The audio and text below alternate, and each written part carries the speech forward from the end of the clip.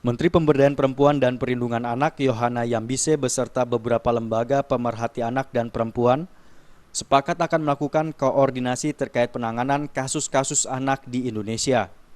Hal tersebut diungkapkan Yohana saat akan menghadiri rapat koordinasi di kantor Wakil Presiden Jakarta.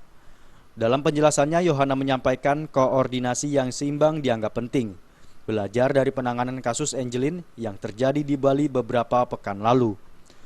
Menurut Yohana, hal ini harus dilakukan guna sinkronasi data dan sinergitas dalam penanganan kasus-kasus kekerasan perempuan dan anak.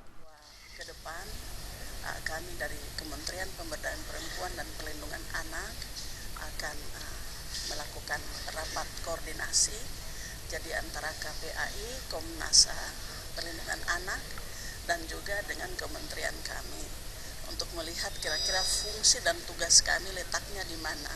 Karena kadang-kadang di lapangan KPAI sudah datang membuat hal seperti ini, kementerian kami masuk juga membuat seperti ini, dan Pak Aris masuk, akhirnya seperti tabrakan banyak tumpang tindih. Jadi kita akan mengadakan rapat koordinasi untuk melihat bila mana Pak Aris sudah masuk, ya kami akan berkoordinasi dalam hal lain begitu.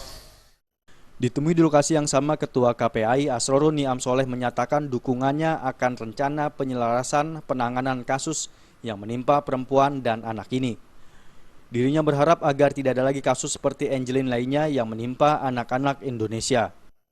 Untuk mengatasi kasus-kasus yang muncul dan juga mencegah kasus-kasus serupa terjadi.